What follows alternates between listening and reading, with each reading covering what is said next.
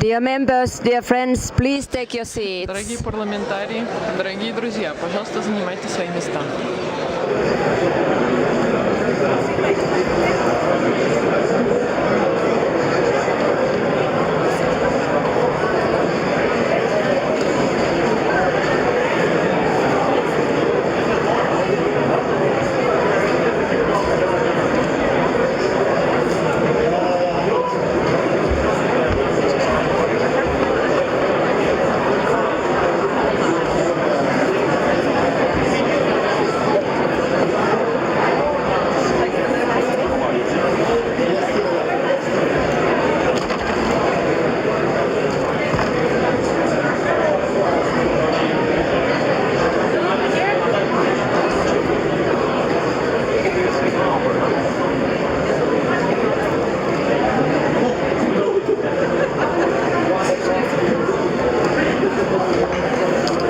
Shall I begin?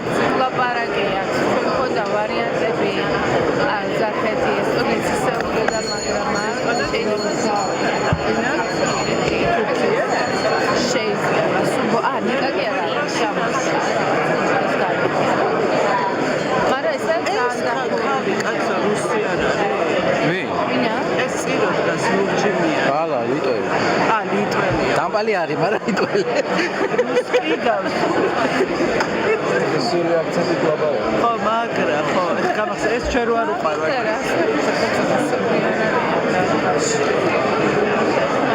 ეხა უნდა მივიდე და უთხრა ამერია რუს დიპლომატში თქვა. აი, გახმები. არა, ეს ამას იმედამ წაგვარ.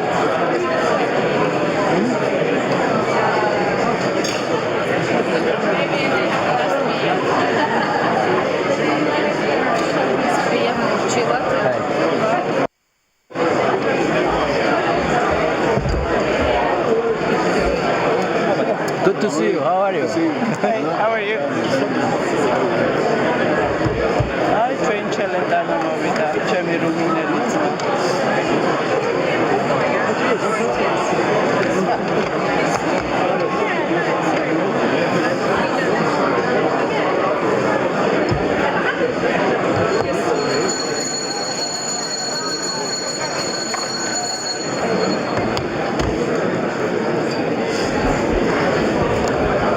Dear members, welcome to Vienna for our winter meeting. Добро пожаловать на зимнее заседание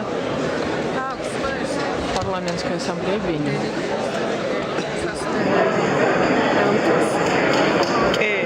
მე არ ვარ. როგორ არ გაქვს?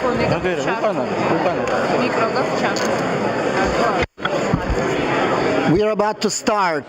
Мы собираемся начать заседание.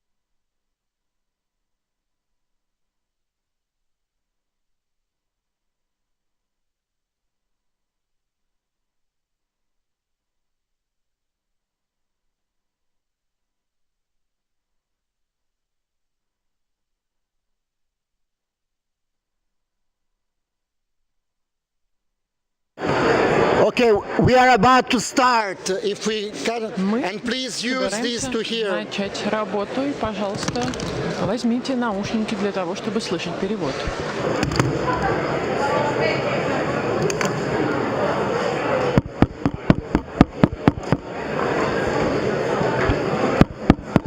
Amazing that there is no volume in the room. You need because But it's always been like this. always like that because of the interpretation. It goes to the interpretation booth and then to 6 languages. I always heard my voice before. Okay.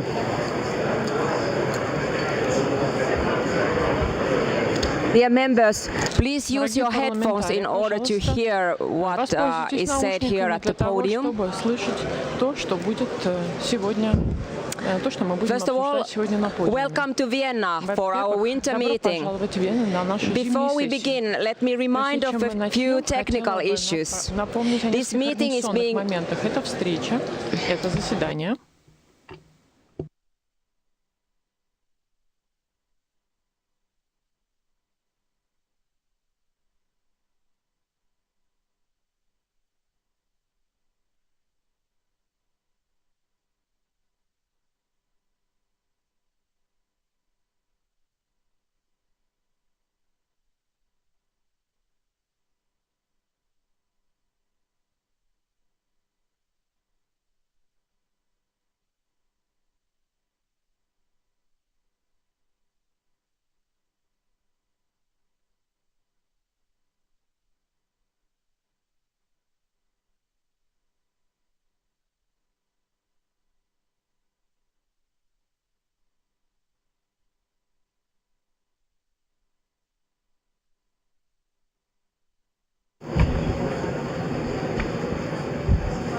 Dear members, please use Дорогие your участники, headphones in order to пожалуйста, hear what is воспользуйтесь said here наушниками at the для того, podium. чтобы услышать то, The что будет обсуждаться на technique is a подиуме. little bit different than what it used to be, so Несколько отличается this от is той, something to be которой мы taken into привыкли. account. Пожалуйста, имейте это в виду.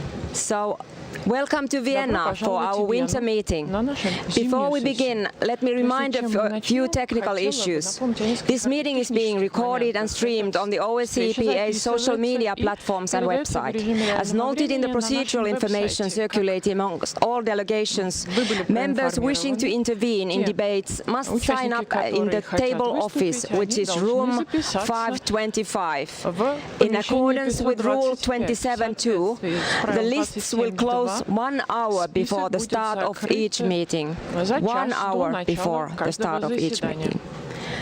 We expect a large number of members to sign up for our open debate tomorrow morning. I therefore inform you that I will limit the time for interventions for up to 2 minutes maximum. Thank you for your cooperation. 2 minutes. We have the pleasure to welcome today the President of the Austrian National Council, Wolfgang Sobotka. Mr. President, we are grateful for your long-standing commitment to the principles and work of the OSCE EPA. OSCE.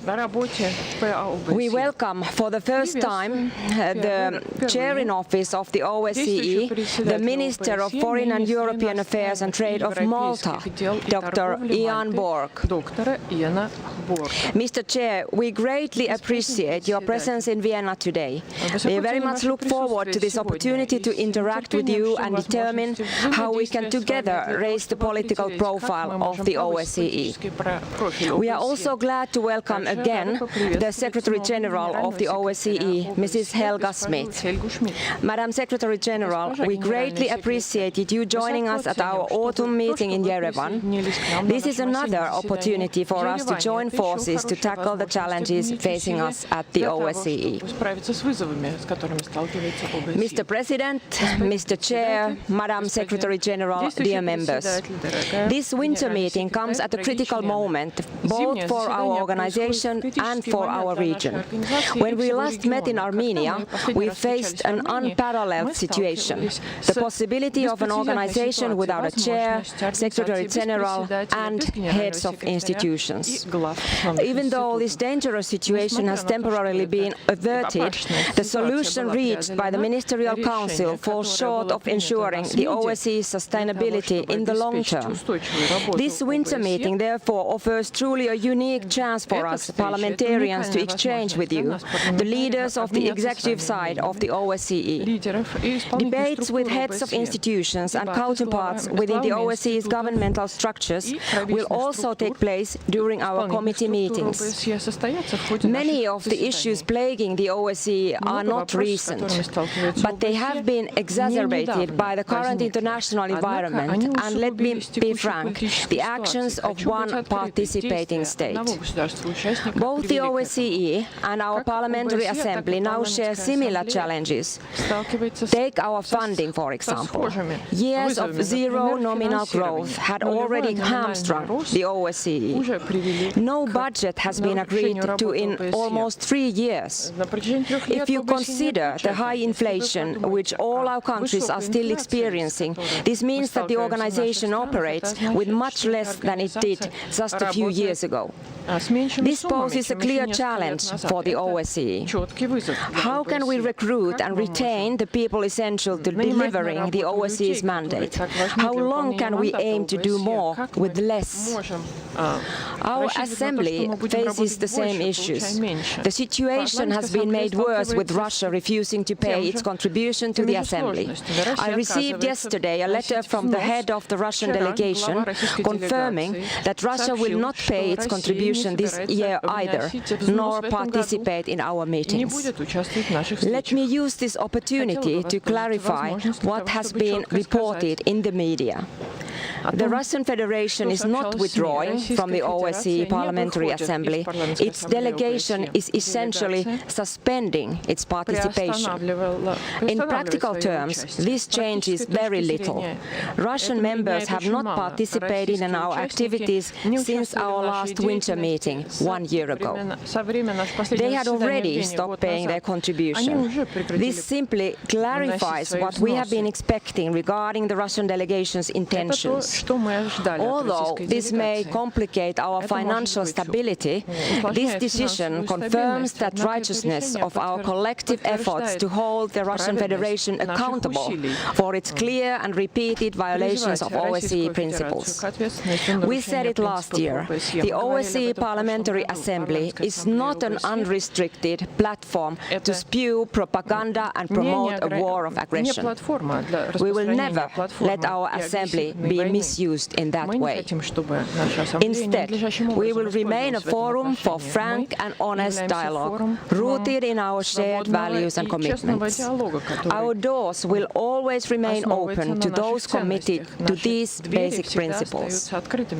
In recognition of those who are fighting for these values on the front lines in Ukraine, let us take a moment of silence.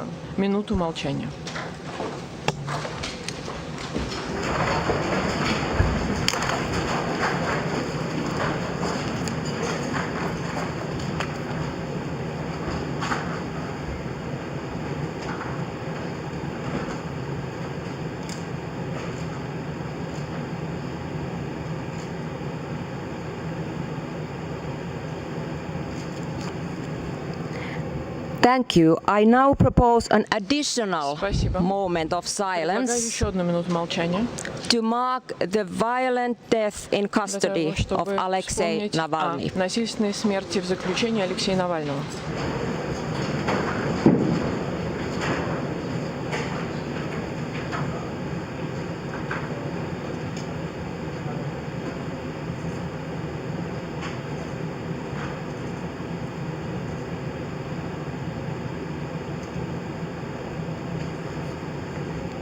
Thank you.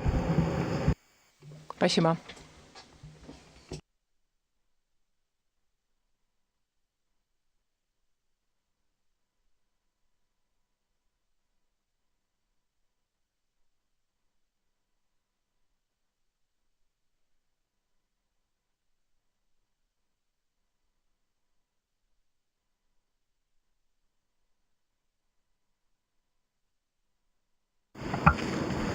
Dear colleagues, we now move to the item number 2 in our agenda, which is addressed by the President of the Austrian National Council, Mr. Wolfgang Sobotka.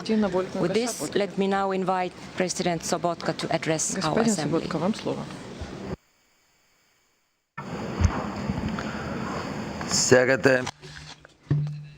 Уважаемая госпожа председатель Каума, Уважаемый действующий председатель, министр иностранных дел Борч, уважаемая госпожа генеральный секретарь Шмидт, секретарь Монтанелло, дорогие коллеги, очень рад поприветствовать вас в Вене. Очень рад, что мы имеем возможность встретиться, несмотря на эти времена, которые чрезвычайно сложны для нас. Большое количество кризисов в регионе ОБСЕ, их количество увеличивается. Почти 2 года назад, 24 февраля 2022 года, началась неоправданная агрессивная война Российской Федерации против Украины. Война вернулась на европейский континент, что мы думали будет невозможно. Это жестокое нападение на наши ценности и серьезное нарушение нашей системы безопасности. Это серьезный вызов для ОБСЕ. И также в глобальном масштабе мы решительно осуждаем это нарушение табу с момента Второй мировой войны. И полностью поддерживаем украинский народ, украинских парламентариев и украинское правительство. Эта война и его глобальные последствия показали, что сейчас наступило время солидарности, решительности и укрепления наших усилий для того, чтобы защитить наши ценности, нашу жизнь и нашу общую безопасность. Это фундаментальные вызовы, с которыми мы можем справиться только совместно. И в особенности Парламентская ассамблея ОБСЕ организация является важной платформой в этом отношении. В эти неспокойные времена нам нужно больше многосторонней дипломатии. Мы можем быть уверены в том, что открытые каналы переговоров сегодня и в будущем дают дополнительную отдачу. Они необходимы. Мы не должны забывать о дипломатии. И мы наблюдаем это и сейчас. Что дипломатия необходима там, где конфликты начинаются. Необходимо использовать дипломатические каналы для их разрешения. Западные Балканы — это также регион, в котором мы сталкиваемся с большими сложностями. Дипломатические каналы должны оставаться открытыми. ОБСЕ неоднократно доказывала, что она хорошо справляется с этим открытыми каналами коммуникации. Наша организация играет важную роль также при урегулировании конфликта. Инструментарий необходимо использовать для предотвращения конфликтов, для мира и стабильности. В качестве члена парламентской ассамблеи ОБСЕ необходимо не закрывать дверь дипломатии. Это наша обязанность. Уважаемые парламентарии, ужасающее нападение террористической организации ХАМАС 7 октября auf Israel hat eine weitere Front gegen die demokratische Staatengemeinschaft, gegen die Werte, die uns einen und letzten Endes gegen die Menschlichkeit eröffnet. Geiseln zu nehmen, Menschen zu schänden, sie zu Tode quälen, ja, wie Tiere zu behandeln, sich mit Waffen unter den Gebäuden, wo Menschen wohnen oder zur Schule gehen oder in Krankenhäusern sich befinden, zu positionieren, das ist ein Kriegsverbrechen. Die globale Ordnung, die durch den russischen Angriffskrieg bereits errüttet ist, wird dadurch noch mehr destabilisiert. Der Gaza-Konflikt ist nicht nur eine sicherheitspolitische Krise, er ist auch eine humanitäre und er stellt auch unser System des gemeinsamen Lösens des Konflikts über die UNO auch immer wieder auf den Prüfstand. Denn wenn Beteiligungen von UNRWA-Mitarbeitern an den Terroranschlägen auch erwiesen sind, dann ist es unsere Pflicht, auch darin klar hinzuweisen. Der Kampf Israels gilt natürlich auch die Sicherheit der Menschen im eigenen Land, aber es ist genauso wie in der Ukraine ein Kampf für die freie und für die offene Welt. Und uns muss es im Gesamten gelingen, diese Spirale der Gewalt und der Gegengewalt zu durchbrechen. Und ich wünsche mir, dass wir auch diesmal gemeinsam gegen den Terror, so wie bei IS, auch den Terror der Hamas gemeinsam aufstehen. Sehr geehrte Damen und Herren, die OSZE und ihre Parlamentarische Versammlung ist aber auch bedeutsam für weitere Themen. Die künstliche Intelligenz stellt für uns ein Schlüsselthema für Politik und Gesellschaft dar. Als transformative Technologie beeinflusst sie und wird in der Geschwindigkeit ihrer Entwicklung in den nächsten Monaten, und das Jahr 2024 ist ein Wahljahr, wird es weltweit, wird es unsere Gesellschaft ganz massiv noch beeinflussen. Wir sehen, dass die generative AI Bilder von uns fabriziert, wo wir nicht waren, was wir nie gesprochen haben und was wir nie in unserem Denken verankert haben. Es ist alles möglich an Manipulation, und das sollte vor allem den Demokratien eine ganz große, nicht nur Herausforderung, sondern eine Warnung sein, dass wir alles dazu tun haben, um sie auch zu erkennen. Die Risiken und die Herausforderungen, die mit der KI einhergehen, sind vielschichtig und sehr komplex. Sie umfassen unter anderem auch rechtliche, ethische und Fragen des Datenschutzes und des Urheberrechts. Besonders alarmierend ist zudem die Rolle der KI für die Produktion und Verbreitung von Hass im Netz. Wir haben das gerade nach dem Angriff der Hamas, nach dem 7.10. weltweit gesehen. Weltweit ist der Antisemitismus gestiegen. Die Inhalte, die zur Desinformation führen, die gezielt zur Wahlmanipulation führen, die müssen bekämpft werden. Solche Praktiken stellen eine aktuelle Bedrohung für unsere Demokratien, für unsere repräsentativen Demokratien dar. Die Entwicklung internationaler Standards und regulativer Maßnahmen sowie deren effiziente Umsetzung sind essentiell und für einen verantwortungsvollen Einsatz von KI. Und darüber hinaus, glaube ich, braucht es einen intensiven Austausch sowie eine kritische Auseinandersetzung mit KI in allen internationalen Organisationen, inklusive der OSZE und ihrer Parlamentarischen Versammlung. Und ich denke, auch die UNO hat sich dieses Themas angenommen und wird es im Herbst dann intensiv diskutieren. Nationale Anstrengungen sind ebenso entscheidend für den Fortschritt. In Österreich wurde zum Beispiel bereits eine Servicestelle für künstliche Intelligenz zur Umsetzung des AI-Acts der Europäischen Union eingerichtet. Und damit wollen wir auch eine Vorreiterrolle übernehmen, wie es möglich ist, Datenschutz, aber auch technischen Fortschritt miteinander zu verbinden und persönliche Sicherheit zu verbessern. Schließlich sehe ich weitere wichtige Beiträge, mit denen sich Österreich in der aktiven Beteiligung an KI-Themen innerhalb der Parlamentarischen Versammlung der OSZE engagieren möchte. Auch wir haben im Parlament dieses Jahr zu einem Schwerpunktjahr für die künstliche Intelligenz und wie mit der umzugehen ist, eingesetzt. Wir haben ein Komitee, ein zweites Komitee mit der Abgeordneten Gudrun Kugler, die als Mitinitiatorin einer Spezialdebatte zur künstlichen Intelligenz, die heute Nachmittag stattfindet, und zum anderen im Ad-Hoc-Komitee zur Terrorismusbekämpfung unter der Leitung von Abgeordneten Lopatka, in dem ebenfalls ein Schwerpunkt auf die KI zu legen ist und das Engagement in diesem Bereich unterstützt. Ich möchte abschließend ganz herzlich Nordmazedonien für die erfolgreiche Vorsitzführung 2023 in sehr herausfordernden Zeiten danken.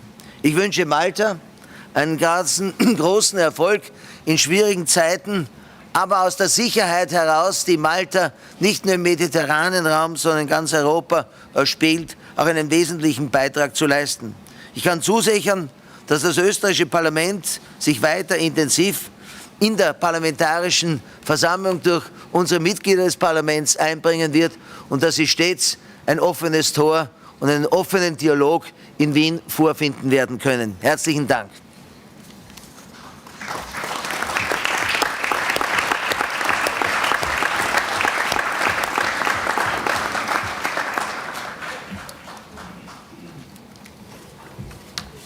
Thank you, President Sobotka, for your very inspiring speech. And we now move on in our agenda to item number 3, which is addressed by Chair in Office of the OSCE and Minister of Foreign and European Affairs and Trade of Malta, Dr. Ian Borg. I now invite the Chair in Office to deliver his speech.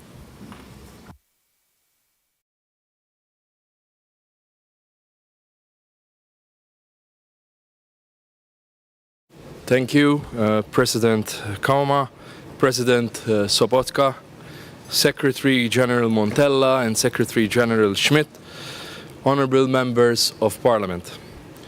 At the outset, let me express my gratitude for the invitation to address the OSCE Parliamentary Assembly's winter meeting.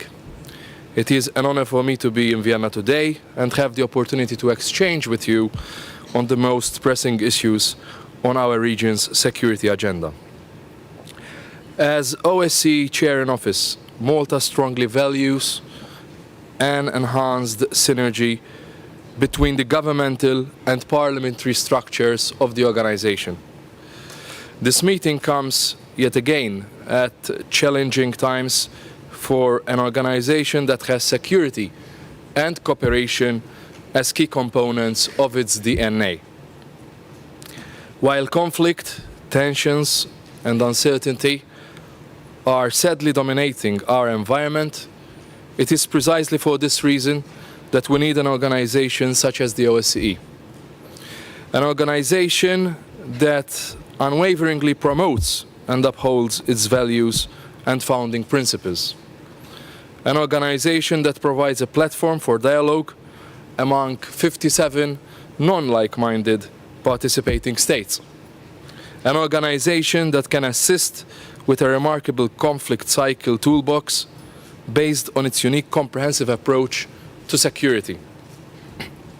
We need the OSCE, which is why safeguarding its proper functionality is one of my overarching priorities as CIO.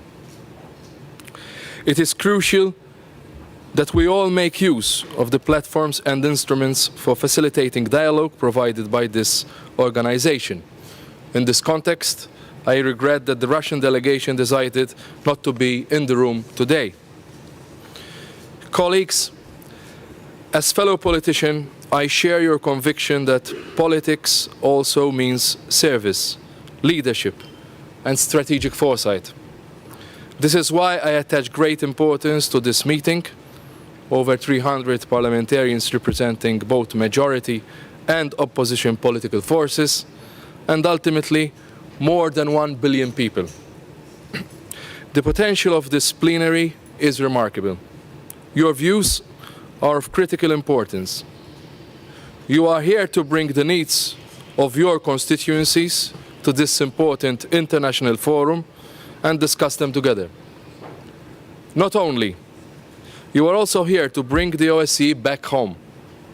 In fact, you can make the OSCE happen by promoting relevant legislation in your parliaments and lending the OSCE expertise to your institutions and people. Ladies and gentlemen, in just 2 days, on the 24th of February, we will mark 2 years since the start of Russia's illegal war of aggression against Ukraine. 2 years of senseless human suffering inflicted on innocent civilians, with a toll that unacceptably continue to rise. My recent visit to Ukraine reinforced my conviction of the imperative need to bring this war to an end. We will not tire in calling on the Russian Federation to immediately and unconditionally withdraw its troops from the sovereign territory of Ukraine within its internationally recognized borders, abide by international humanitarian law, and respect OSCE core principles and commitments. An essential element of these principles and commitments is the safeguarding of fundamental freedoms. The death and detention of Russian anti-corruption politician Alexei Navalny last week marks a dark day for all those who believe in the full respect of human rights and fundamental freedoms as envisaged in the Helsinki Accords. Those fighting for these values should not be repressed. Fellow members of Parliament, addressing the different implications of the war against Ukraine is a central priority for Malta this year, as it is for the Parliamentary Assembly. We will also maintain high on our agenda other conflicts and sources of tensions in the OSCE region, including the Transnistria settlement process and the evolving dynamics in the South Caucasus. Despite assuming this role at the 11th hour, we also intend to bring forward several priority themes across all three OSCE dimensions. In the first dimension, we will focus on cybersecurity, conventional arms control, the women, peace and security agenda, and transnational threats. In the second dimension, we will place specific attention to digitalization, combating corruption, food security, and strengthening resilience to the climate crisis. In the third dimension, we will put emphasis on media literacy and safety of journalists, preventing violence against women, and countering human trafficking. Moreover, we will look to incorporate an inclusive approach to security by effectively mainstreaming gender and increasing the meaningful engagement of youth in the discussions that take place. Madam President, dear members of the OSCE Parliamentary Assembly, we strongly value your high engagement. The vibrant debates, which are the salt of democracy, during statutory meetings, the work of ad hoc committees and special representatives, and the many initiatives you lead or take part in. We also laud the active engagement of the OSCE Parliamentary Assembly in election observation missions and reports emanating from such missions, which offer valuable guidance to participating states towards strengthening democracy and the rule of law. I commend in particular the recent creation of the Parliamentary Support Team to Ukraine, as well as the activities of other bodies such as the Network of Young Parliamentarians, which offers a distinct contribution in policy areas where DPA has an added value. These are just two examples of your capacity to tailor approaches and activities according to the needs of our people. In this regard, your most recent Vancouver Declaration is an important and comprehensive document which provides food for thought and useful policy recommendations to the whole organization. In conclusion, I thank you, President Kauma and Secretary General Montella, dear Pia and dear Roberto, to your leadership and hard work for the distinct contribution that parliamentary diplomacy brings to the overall work of the OSCE. I look forward to a productive cooperation with you during 2024. My door in Valletta and the door of my team here in Vienna will always be open to boost cooperation and productive dialogue in a true OSCE family spirit. When each institution is able to add value, we can ultimately deliver more and better in strengthening the resilience of this organization and our people, in pursuit of a secure and peaceful future, our chairpersonship's vision. I wish you all a productive meeting and I look forward to your deliberations. I thank you.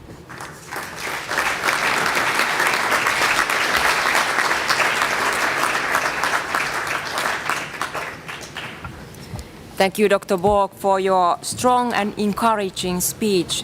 We now move on in our agenda to item number 4, which is addressed by the Secretary General of the OSCE, Mrs. Helga Schmid.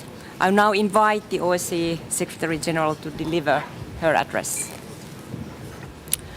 President Kauma, President Sobotka, Minister Borg, Secretary General Montella, distinguished members of the Parliamentary Assembly, Excellencies, colleagues. It is my pleasure to address you, the OSCE Parliamentary Assembly, today. Ever since I've taken office 3 years ago, I advocated the whole of the OSCE approach and invested in close cooperation with the OSCE institutions, our field offices, and of course the Parliamentary Assembly. Whenever I travel, I try also to meet with parliamentarians, as you are the key link to the citizens we all serve. And I was honored to meet members of the Parliamentary Assembly delegation in Malta 2 weeks ago. And let me start by paying tribute to our chair, Minister Borg. You have taken up this important task of chairing this organization at such short notice. And let me thank you for your leadership displayed and also for what you stand for. Principled engagement in defense of OSCE commitments and values and bridge building. In the past months, I heard more and more often that the OSCE was dysfunctional, lost its purpose, or is in complete deadlock. There's of course some truth to it. Russia's war against Ukraine has not only caused death and tragedy to so many innocent civilians, it has also changed our discussions in the OSCE fundamentally. And like for other international organizations, especially consensus-based ones, this polarized political environment creates strong challenges for the OSCE. But dysfunctional or paralyzed, this is not at all what I see in the OSCE. And let me use the next few minutes I have to share with you why. In 2022, we had to close all our missions in Ukraine. And let me say that the evacuation of our monitors, who were so dedicated and committed, will always remain in my memory as one of the most saddest moments in my professional career. But as the host country approached us, and with the help of donor countries, we now have OSCE officials back working in Ukraine. The support program for Ukraine is wholly donor-funded, financed by 34 participating states, the European Union, and Partners for Cooperation. Great evidence of trust in the OSCE and appreciation for our work. There are 20 projects up and running, implemented by 73 staff in Kiev. These projects address a broad range of issues: building national humanitarian demining capacity, support of cybersecurity, combating the illicit trade in arms, help combating the ecological impact of this war, and work on providing psychosocial support for children and combating trafficking in human beings, only to name a few. Delegates, unfortunately, 3 OSCE officials who were working for the special monitoring mission back in 2022 continue to be in detention in Donetsk and Luhansk. It is almost 2 years now. They enjoyed functional immunity when they were arrested in April 2022. Their release remains my top priority. My team and I are in close contact with their families, and I'm concerned now that their health conditions are deteriorating. I use every opportunity and channel I have to raise with this, also together with our chair, including at the highest political level with states and international organizations. And I want to assure you that I will continue to spare no effort to do this. Every day that passes is another day too many, and I would like to call on you to support me and my team in our efforts to secure their release as a matter of the most urgent priority.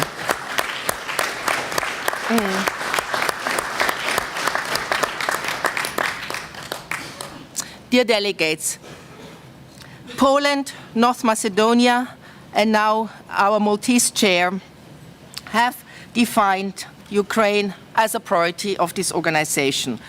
You will hear more also on the work we do by some of my colleagues who will have the opportunity to speak in the committees. Let me use this opportunity to share a bit more about the work we do across the continents and on so many different yet interconnected issues. In Central Asia, where we have 5 field operations, we are working with the countries to promote regional approaches to common challenges. One key issue here is climate change, but also strengthening border security and the promotion of connectivity in the region, with the help of very dedicated projects. This is all the more important as the region continues to cope with the implications of the Taliban takeover of Afghanistan. Back in 2021, at the Ministerial Council in Stockholm, I suggested to the Ministerial Council to develop a program dedicated specifically to support Central Asian participating states, and I'm proud to say that we continue to implement concrete projects, including in support of women and girls, with also very concrete capacity building.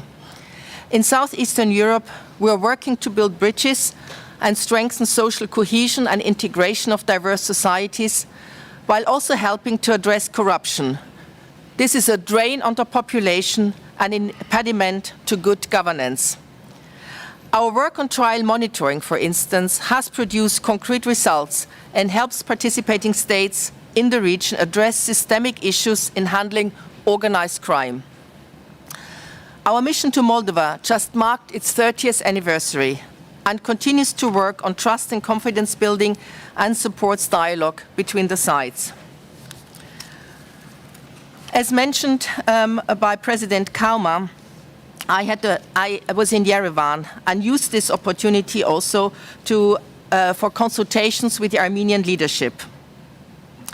Last week, at the Munich Security Conference, I also had the opportunity to meet both leaders and use this to discuss the support the OSCE could offer in support of sustainable peace. Through the Geneva international discussions that deal with the consequences of the 2008 war in Georgia and the related incident prevention and response mechanism, we are supporting conflict prevention in ways that not only support stability, but also provide everyday benefits to the population. In all this work, we follow the OSCE's comprehensive approach to security, which recognizes that sustainable peace can only be achieved if all parts of society can participate equally in decision-making. And this is why we include a gender perspective in all the work we do, whether in the context of combating gender-based violence or in promoting women as agents for change, from water management to arms control.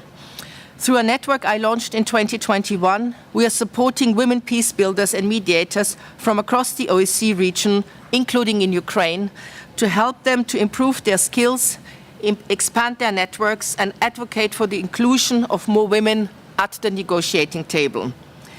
This year is the 20th anniversary of our action plan on the promotion of gender equality, and this is an opportunity to ensure that women are truly part of the solution to address all intersecting crises and challenges we face. Across the whole of the OSCE region, we are working to combat human trafficking, which is not only a human rights disaster, but is often linked to organized crime.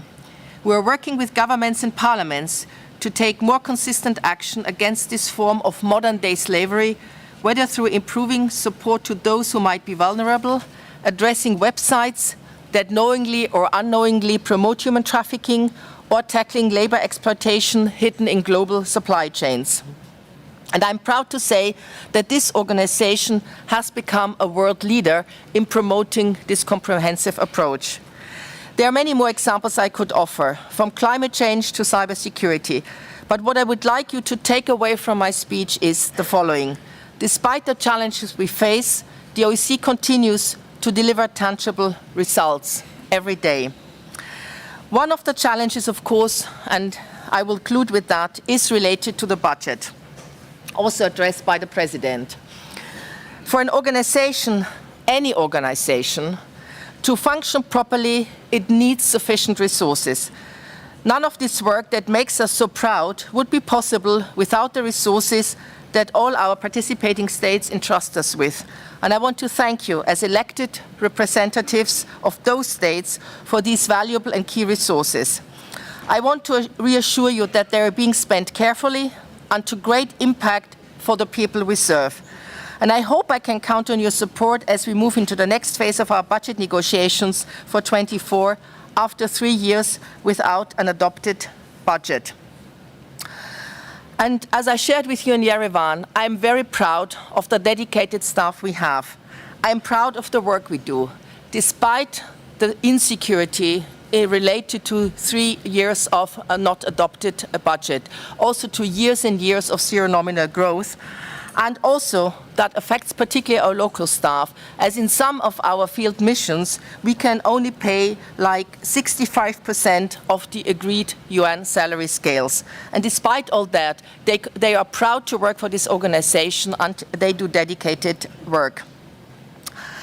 In closing, let me say there is no denying that we find ourselves in a very difficult moment for European and Eurasian security. And there is no doubt for me that the OSCE has played an ever more critical role to play in supporting stability and sustainable peace in support of the people we all serve.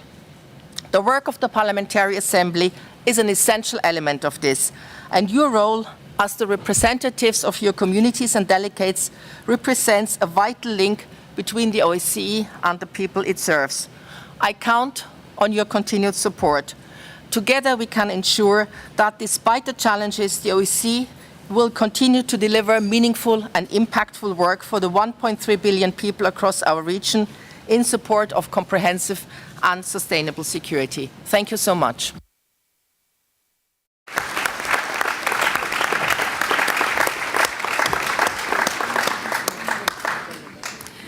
Thank you, Secretary General.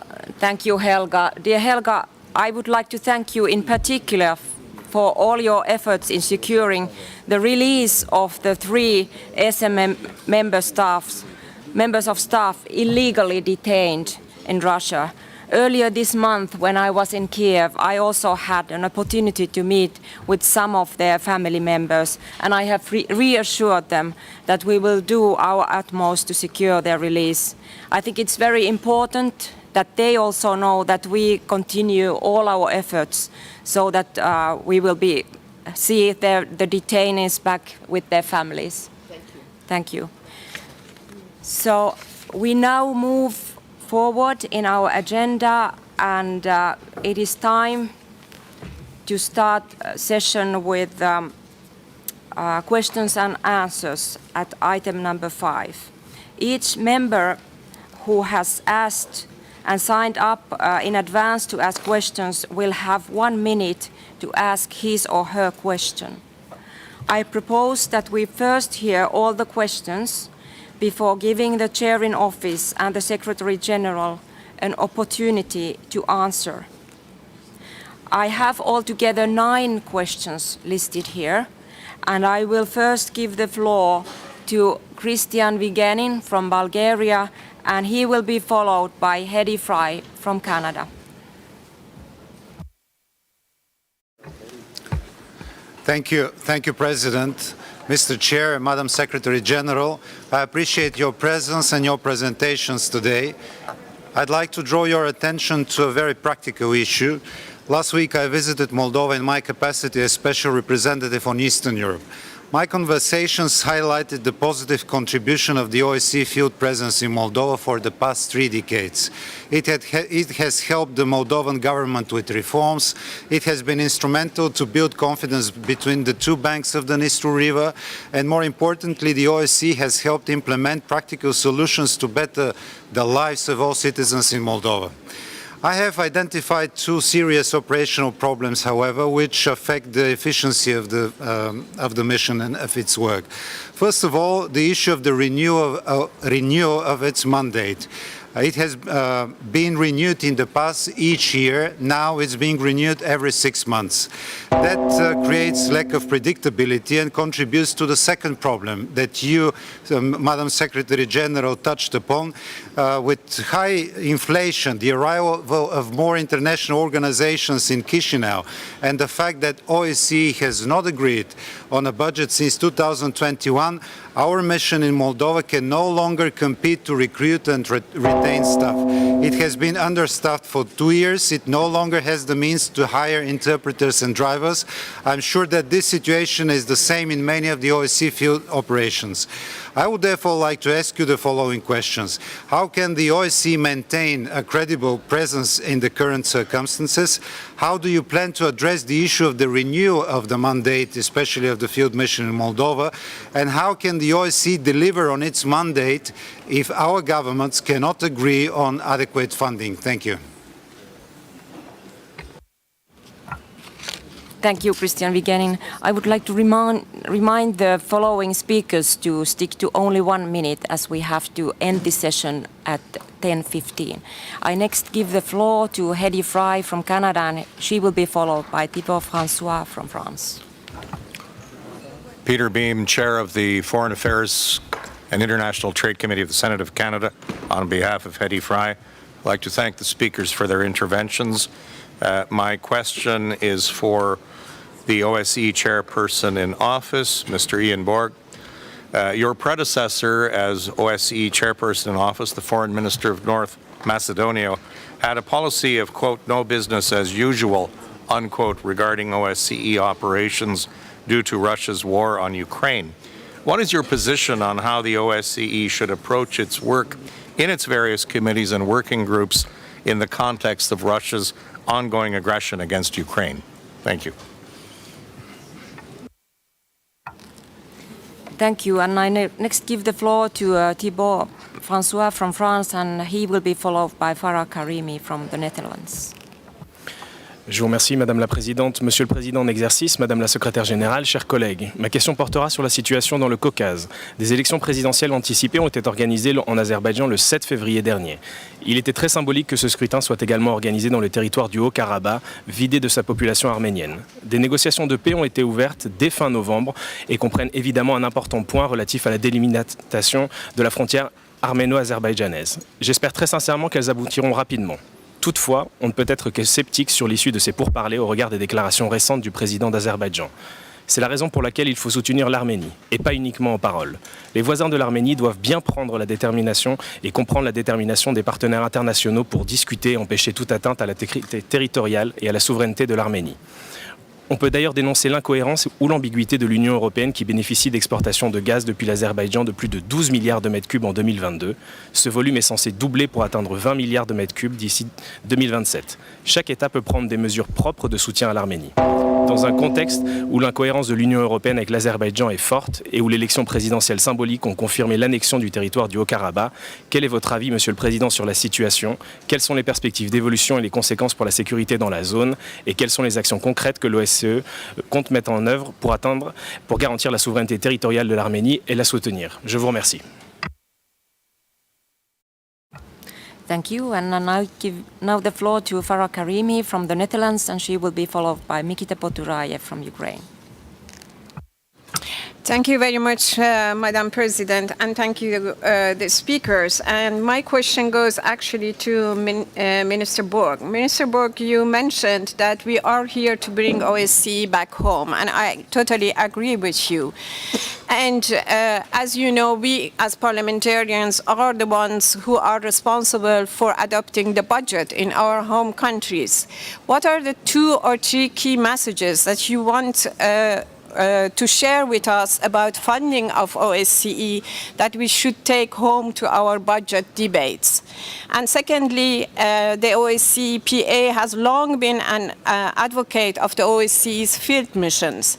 Can you tell us the impact that the current political problems are having on this field work, and what we as OSCE parliamentarians can do to support the work? Thank you very much. Thank you. And the next speaker will be Nikita Poturayev from Ukraine, followed by Pascal Alizard from France. Your Excellencies, esteemed colleagues, this Saturday we will meet 3rd year of full-scale invasion, unprovoked invasion of Russia to Ukraine. But February is not the month when full-scale invasion started. 10 years ago, hybrid war of Russia against Ukraine started. 10 years of this war. So let me take this opportunity to address a question to the chairperson in office of the OSCE, Minister of Foreign and European Affairs of Malta, Mr. Ian Borg, and the Secretary General of OSCE, Ms. Helga Schmidt. What are the main steps you envisaged for 2024 in order to address within your respective mandates the unprovoked Russia's war of aggression against Ukraine, which constitutes a gross violation of the fundamentals of international law, including a severe break of the OSCE principles and commitments and the Charter of the United Nations? Thank you. And the next question goes to Pascal Alizade from France, and he will be followed by Irina Gerashenko from Ukraine. Oui, Madame la Présidente, merci. Ma question s'adresse à Monsieur le Président Borg et porte sur la situation migratoire en Méditerranée. Monsieur le Président, Monsieur le Ministre, à votre avis, quels sont les points critiques de départ des flux et de volume de migrants? Quelles sont les destinations d'accostage et les destinations finales? Quelles mesures de contrôle, quelles mesures de sécurité et mesures humanitaires aussi? Et comment ressentez-vous les réactions des pays de la rive nord? Quelles similitudes, quelles différences? Je crois que nous vivons actuellement une situation encore tendue en Méditerranée et je souhaiterais votre analyse à la fois de président en exercice, mais aussi de ministre d'un État particulièrement concerné. Merci à vous.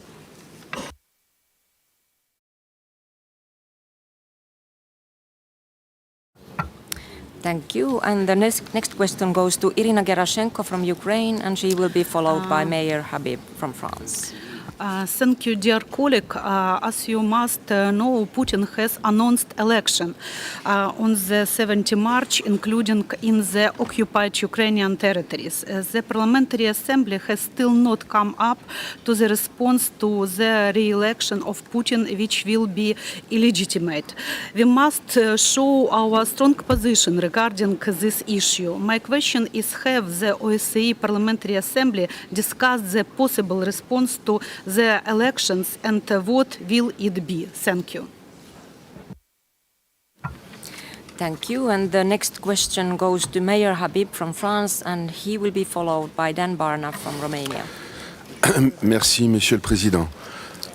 Mon nom est Meyer Habib, je représente les Français établis hors de France, notamment en Israël, à Malte et en Italie accessoirement. Le 7 octobre a eu lieu un des plus grands pogroms de l'histoire moderne. 80 années après la Shoah, le peuple juif a vécu une seconde Shoah en un jour. 1200 personnes ont été massacrées, égorgées, tuées, violées, des femmes, des jeunes enfants, des hommes ont été violés devant leur famille avant d'être tués. Ces crimes ne sont pas seulement des crimes de guerre, ce sont des crimes contre l'humanité. C'est ce que je voudrais que cette Assemblée reconnaisse. 134 otages, et je voudrais avoir une pensée pour eux, sont actuellement à Gaza, dont 3 Français. Israël est le premier rempart de l'Europe contre le djihadisme qui a défiguré notre continent, que ce soit à Vienne, à Paris, à Londres, Berlin et ailleurs. Mes chers collègues, Monsieur le Président, j'appelle l'Assemblée à condamner ces crimes contre l'humanité perpétrés par le Hamas. J'appelle l'Assemblée à soutenir Israël dans sa lutte contre ce djihadisme et à avoir le droit de se défendre. J'appelle aussi notre Assemblée à ce que tous les otages soient libérés. Je vous remercie de votre attention.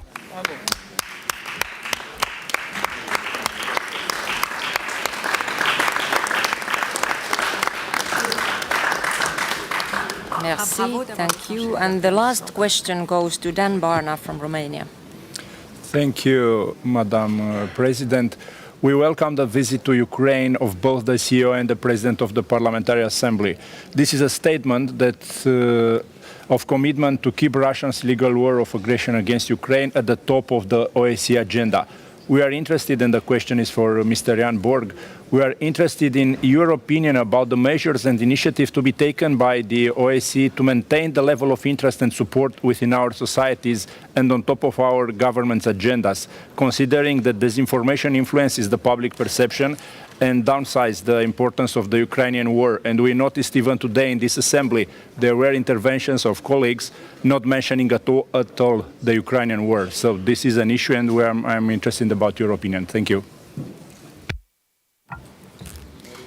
Thank you. And these were all the questions asked from our guests today. And before I give the floor to both of them, I will note that the question posed by Irina Gerashenko is more like for the Parliamentary Assembly, and it will be answered tomorrow at one of our sessions.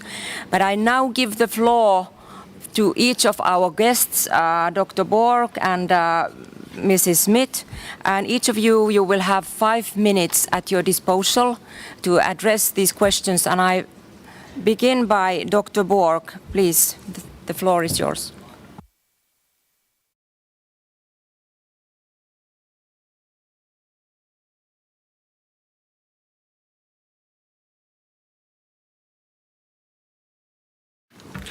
Thank you. Thank you, President Kauma. I'll do my best to reply the 8 questions I have, and then also our mission can elaborate more in writing to the respective parliamentarians. So I can answer the questions related to Ukraine first, from Putorayev, Fry, Barna, and other parliamentarians. Well, intentionally, I wanted to visit Ukraine as my first CIO visit outside Vienna, and I'm glad that I was received by President Zelensky, besides the foreign minister and also his chief of staff Yermak, who I happen to have a good personal relationship since we organized for Ukraine the 3rd peace formula meeting in Malta last October. And whilst assuring them that this war will be raised at a standing issue in all meetings of the Permanent Council, as well as other events to be organized this year by the CIO, I wanted to also listen from them how they see the OSCE work in Ukraine and how we can be more effective and to dovetail in their priorities whilst they are fighting back this war waged by Russia. We discussed also other tools like the Moscow mechanism and how this can help to collect valuable information, which is crucial for keeping the perpetrators accountable. I also had the opportunity whilst in Ukraine to visit our offices there and support the special support program for Ukraine. This is all funded by extra budgetary funding by the participating states.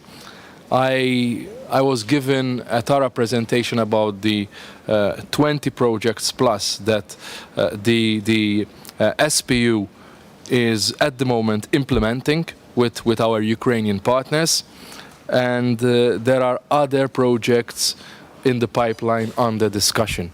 Again, this was also part of the discussion I had with President Zelensky and his team about how the OSCE can be effective and complement the works their authorities are doing.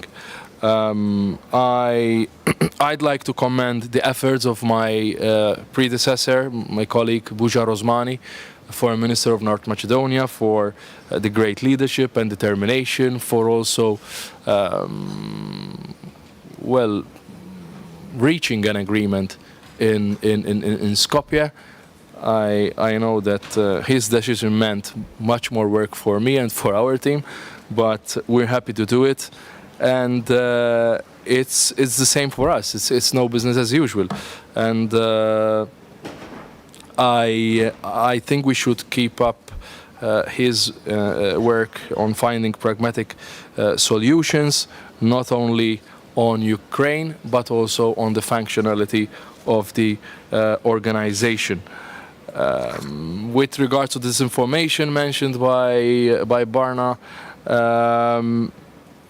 yes, it's also part of the objectives of the 20 projects I just mentioned by the SPU, mitigating the impact of the war on the civilian, but also strengthening the resilience.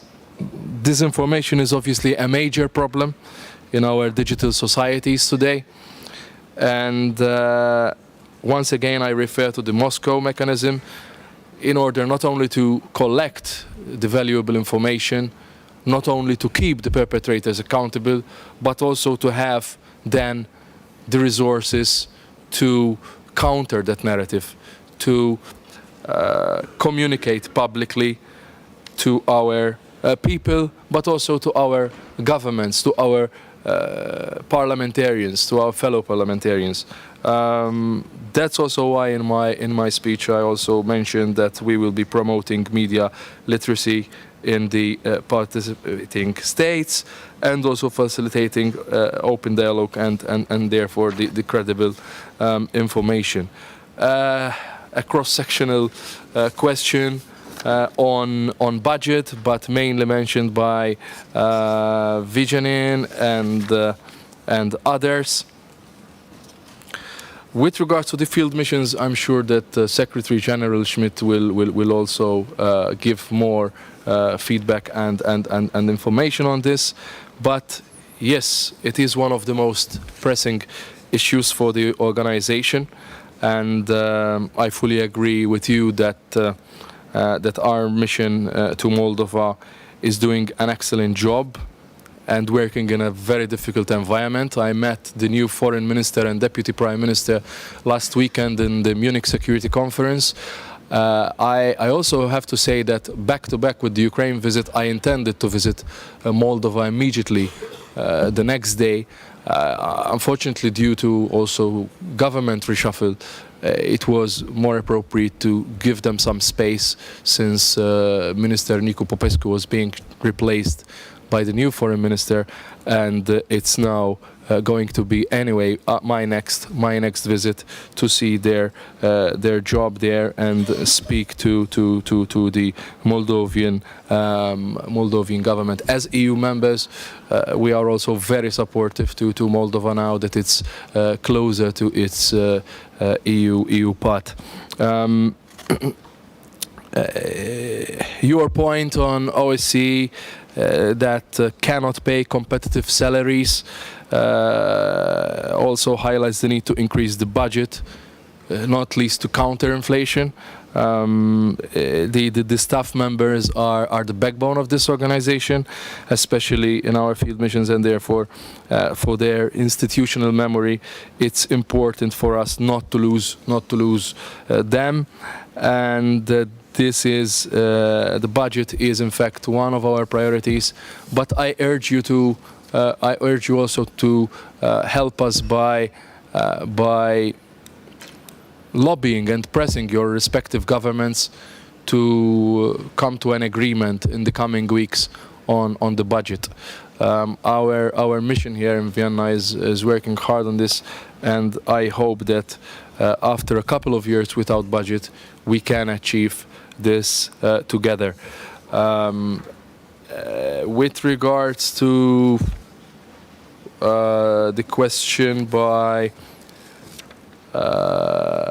Francois on Armenia and Azerbaijan, like Secretary General Schmidt, I also met in the margins of the Munich Security Conference President Aliyev and Prime Minister Pashinyan, together with their respective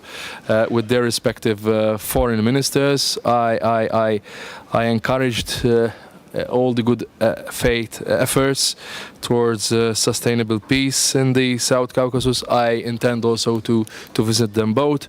Of course, we discussed also the current structures and work and how they see the way forward following Karabakh. It's works in progress, but I intend to keep the positive engagement with both sides to facilitate stability in the region and support dialogue to implement the agreements between the respective parties. I had a question by Aliza on migration.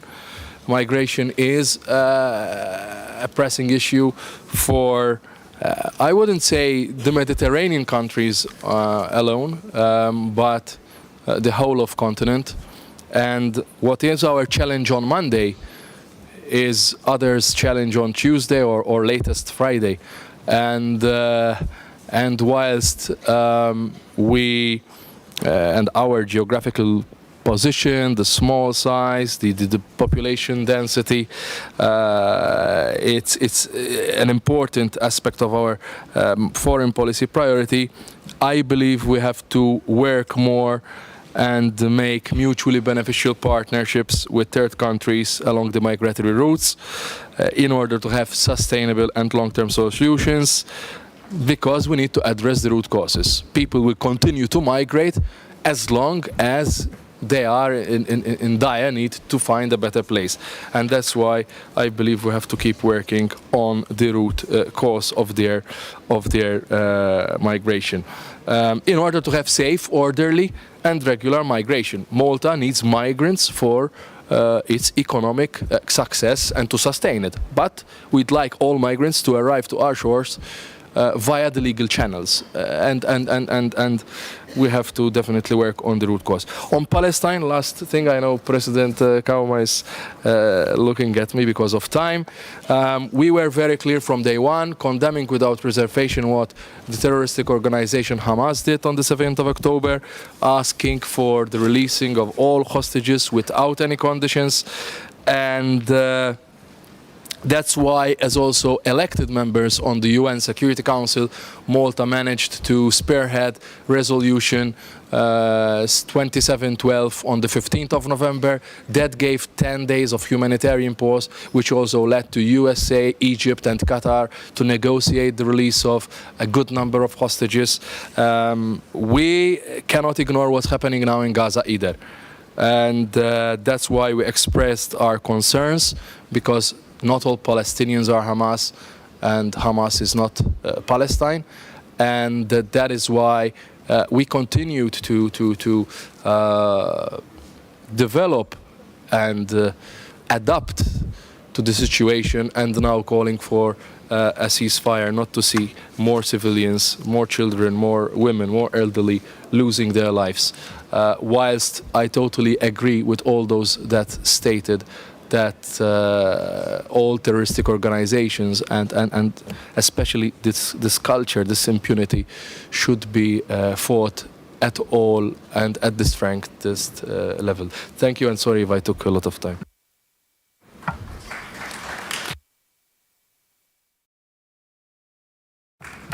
Thank you, Dr. Borg, for your very comprehensive answers to these very difficult questions. I now would like to give the floor to Secretary General Helga Smith. Please try to be precise. Short. Short. No, thank you very much, and I think I can be short, as our CIO has answered in a very detailed manner. Just to again start by paying tribute to you, President, and also the Secretary General, for your leadership, and particularly also for your support to the 3 detained officials. Again, this is a key concern for me. On Ukraine, our CIO spoke in detail. Let me just add one element, and also to pay tribute to the Polish chair in 2022. Minister Rau invited me to go to Kiev in August 2022. We were still wrapping up, and I recalled this very sad moment. The missions we had previously in Ukraine, and this was then when basically the basic idea and the framework of what is currently the support program for Ukraine was born. But I would also like to say that Marcel Pesco, our very current dedicated special representative, will also have opportunity to speak later and can also answer questions in more detail. I'm grateful to the questions received on budget. Christian Wiegening, who asked me in the first place, and thanks for highlighting the work of our mission in Moldova. I will relay that to them. The biggest challenge is is the budget. On the mandate, yes, we have only had now twice an extension for 6 months because one participating state could not agree to the normal extension for 1 year. We will continue to do everything to get the mandate extended further. This is an additional element of insecurity for our staff. But let me say the biggest problem is really lack of budget. I shared with you that in some missions we can only pay like 65%. So the UN colleagues next door, EU, NATO, other officials, they get the full salary as they are supposed to do, and we can only pay like a bit more than a half of the salaries they should be paid for, because it's participating state that have decided that the OSCE salaries are aligned with UN salary scales. So this is the biggest problem. Let me also say that staff costs represent 64% of the total budget. And if you take into account inflation and zero nominal growth, it has resulted in a loss of purchasing power over the last 12 years of 24%. This is the biggest challenge we are facing. How can we retain staff? Again, I'm proud that we manage still to keep a lot of our good and talented staff. I do everything to ensure that we continue to be an attractive workplace. I have a very dedicated Director of Human Resources. We have been innovating lots of our staff policies to make sure that everyone enjoys a workplace that it's free of fear of harassment. We have introduced informal conflict resolution, so better medical standards, better onboarding. I will not go into all the details. This is what I can do to ensure that people feel enjoy working for the OSCE. And your support is important. I communicate directly with our staff. I send regularly direct emails to them. And I will also report from that meeting. And what I will bring back and report back is that you support their work and that you ask me about the situation in the field missions. Otherwise, we have very dedicated heads of missions. They work across the 3 dimensions. Many of you who travel, and I appreciate every one of you going, please meet with the missions, because they can show you how we address the challenges of today in a very interconnected manner, always with a human rights-centered approach. This is really, I think, our trademark, and we provide added value in many areas where others cannot deliver. And then, one more minute, President, just on Armenia. To add that we have been working with Armenia for a long time. We have a cooperation program in place. We have supported Armenia also upon their requests in different areas, such as community policing, and of course stand ready to do everything to support sustainable peace. And my very last moment, as migration was raised, just to say that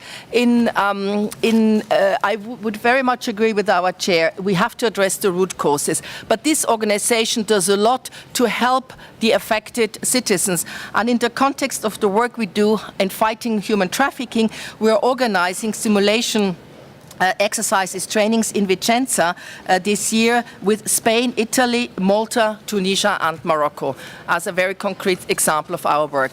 Thanks for your support, particularly on the budget.